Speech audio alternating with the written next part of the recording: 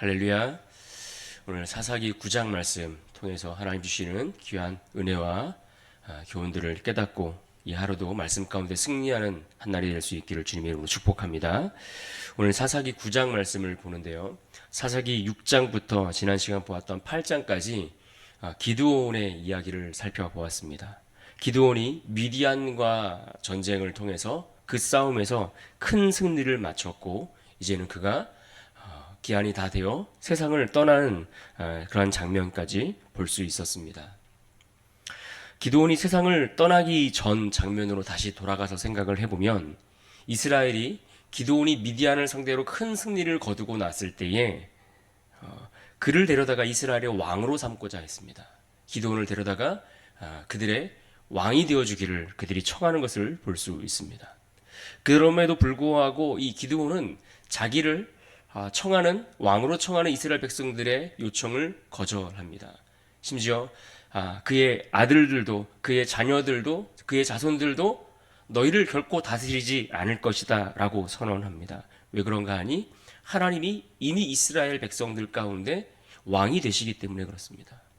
그러니까 사실 이스라엘은 특별한 인간의 왕이 필요 없는 나라였습니다. 왜냐하면 하나님이 그들의 왕이 되시기 때문입니다. 하지만 이스라엘은 늘 하나님을 왕으로 모셔드리는 일에 거역하고 반역하고 그것을 거부하는 그러한 죄성을 가지고 있는 것을 성경이 우리에게 고발하고 있습니다. 사사기서는 이처럼 이스라엘이 하나님을 왕으로 인정하지 않고 자기 욕심을 따라 타락의 길을 쫓아가는 그러한 모습을 그려주고 있는 책이다라고 이야기할 수 있습니다. 심지어 기드온이 살아있을 때에 그가 승리를 기념하여 에봇을 만들었는데 이 에봇은 제사장들이 하나님의 뜻을 물을 때 입는 제사장의 의복 같은 것입니다.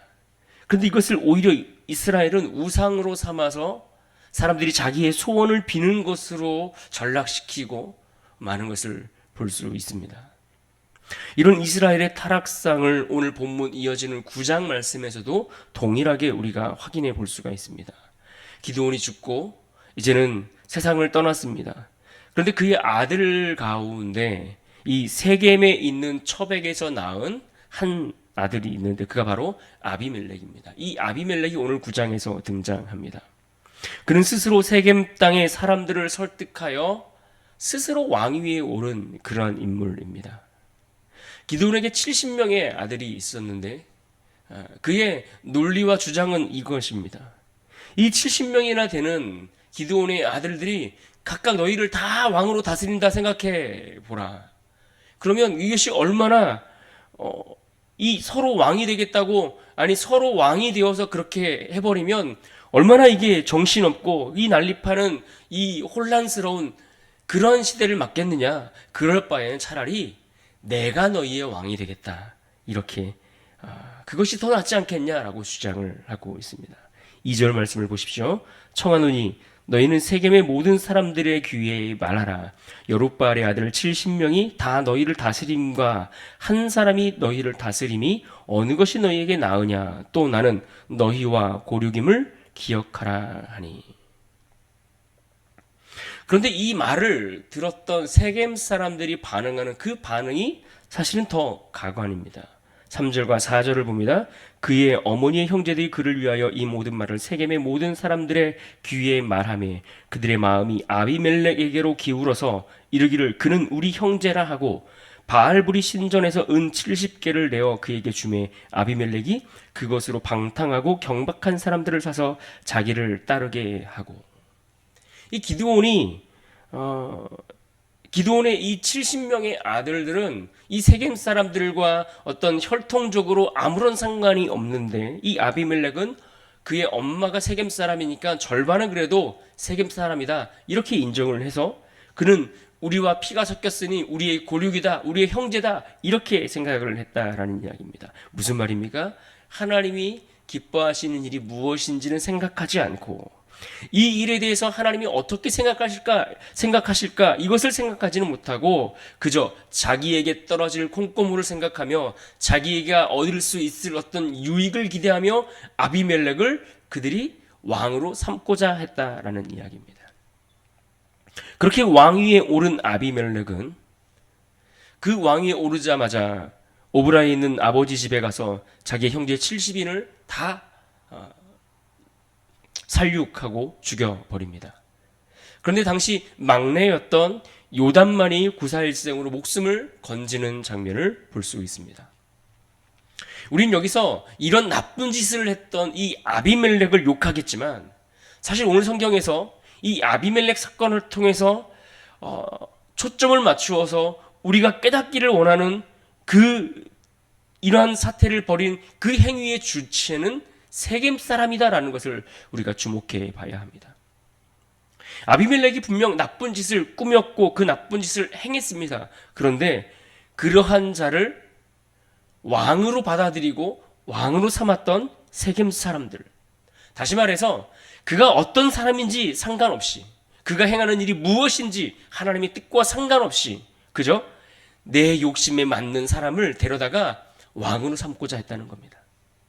결국 자기 욕심대로 살다가 그를 왕으로 삼았던 그들이 결국에는 어떤 결과를 맞게 되는지를 오늘 본문이 우리에게 보여주고 있습니다.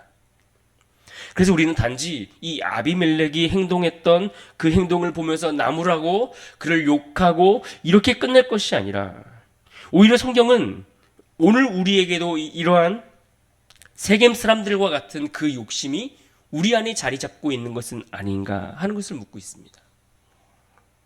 인생을 자기 맘대로 살고 싶어하는 그런 악한 마음들이 우리 안에 자리 잡고 있어서 우리도 하나님이 아닌 세상의 그런 어떤 욕심을 나의 왕으로 삼고 있지 않는가 묻고 있는 겁니다.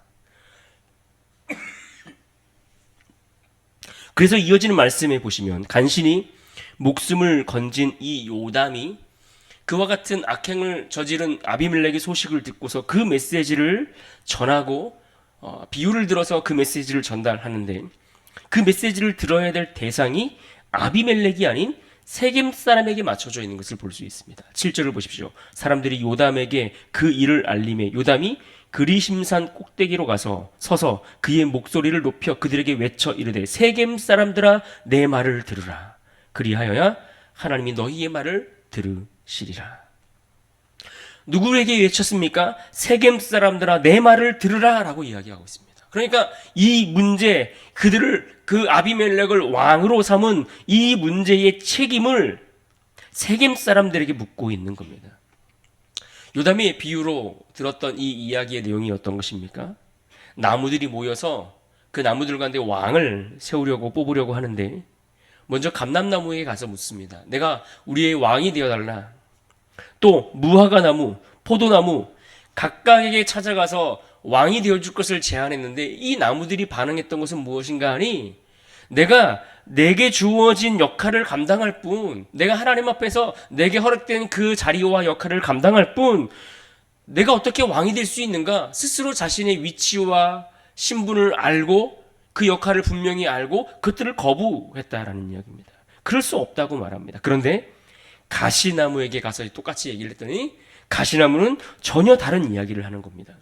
15절을 보십시오. 가시나무가 나무들에게 이르되 만일 너희가 참으로 내게 기름을 부어 너희 위에 왕으로 삼겠거든 와서 내 그늘에 피하라. 그리하지 아니하면 불이 가시나무에서 나와서 레바논의 백향목을 살을 것이니라 하였느니라.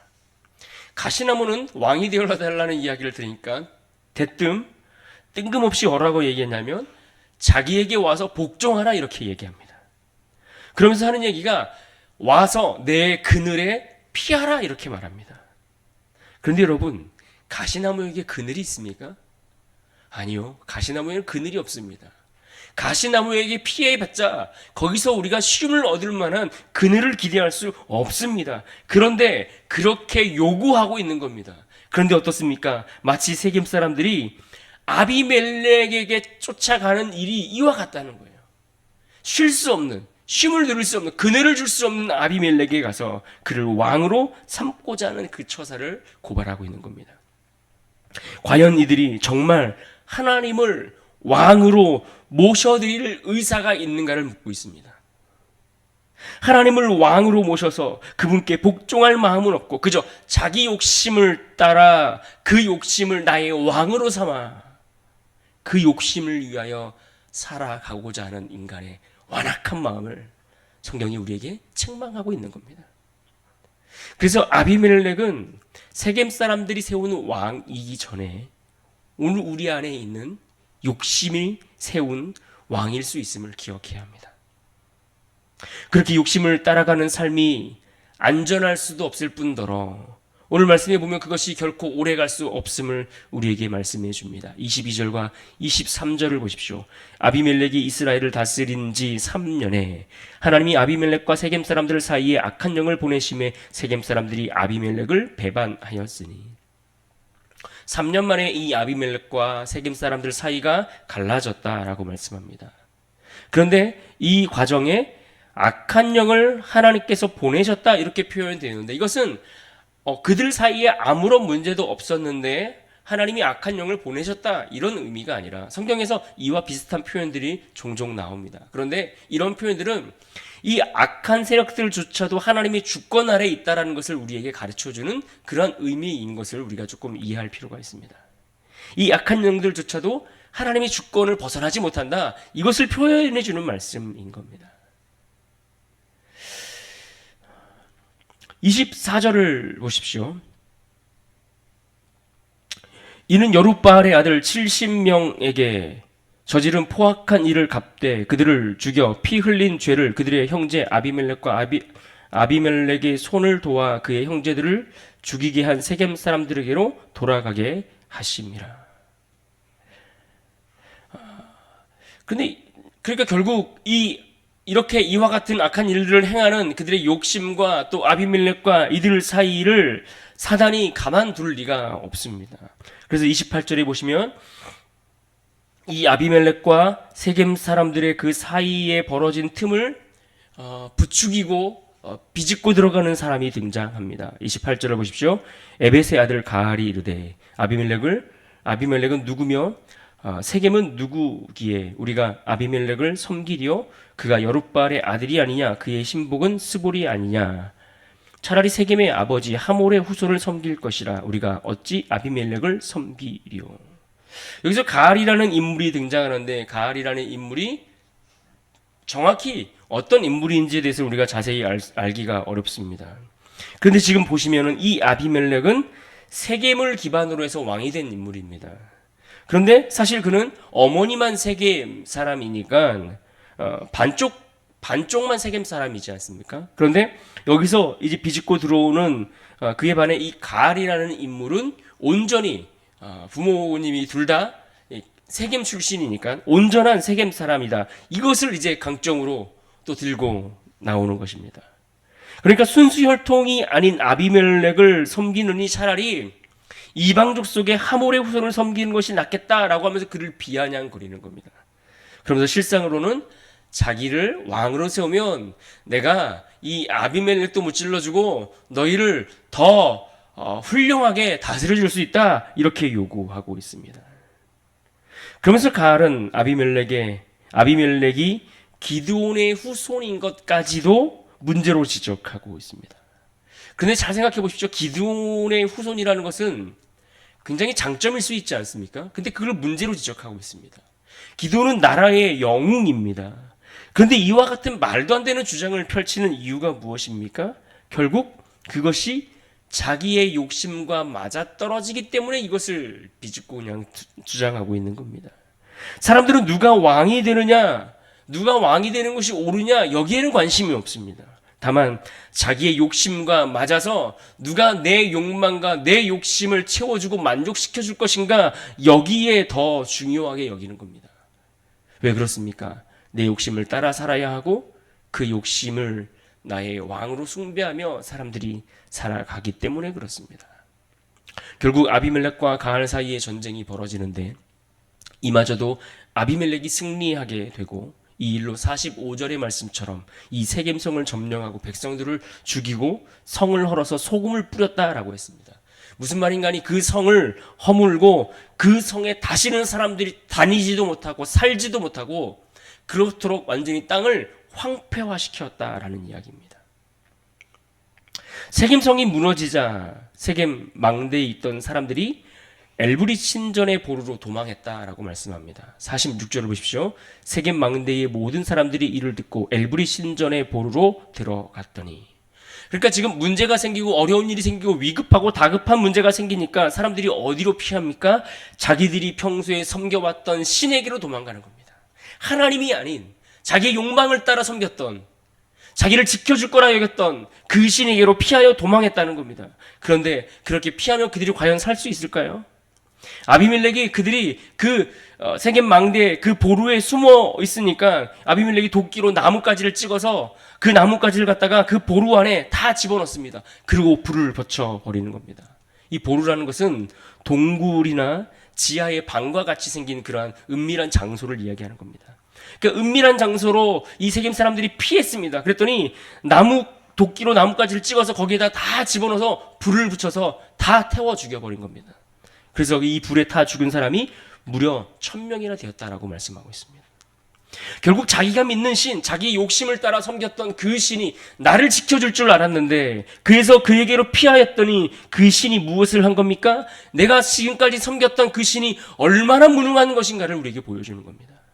내 욕심을 따라, 나의 욕망을 따라 만들어낸 그 신이 얼마나 허망한가를 우리에게 보여줍니다. 그런데 오늘 우리가 그러한 자기 욕심을 따라, 내 안에 자리 잡은 그 욕망을 따라 그것을 나의 왕으로 모시고 살아가고 있는 것은 아닌가요? 하나님을 왕으로 모시고 그분께 순종하지 않으면 결국 우리는 자기 욕심을 따라 살아갈 수밖에 없는 존재입니다.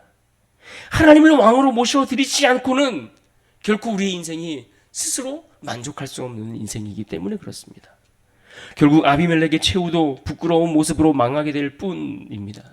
연약한 여인이 던졌던 그 돌에 맞아 죽습니다. 그런데 그 여인에게 죽음을 당할 때 오명을 남길 수 없다라고 해서 한 병사에게 자기를 죽이라 그렇게 이야기하며 굉장히 멋있는 척 폼을 잡으면서 세상을 떠납니다. 그러나 그들은 결국 마지막 순간까지 회개하지 않는 악질의 악한 그러한 욕심으로 욕망으로 가득 찬 사람에 불과하다는 것을 우리에게 보여주고 있을 뿐입니다.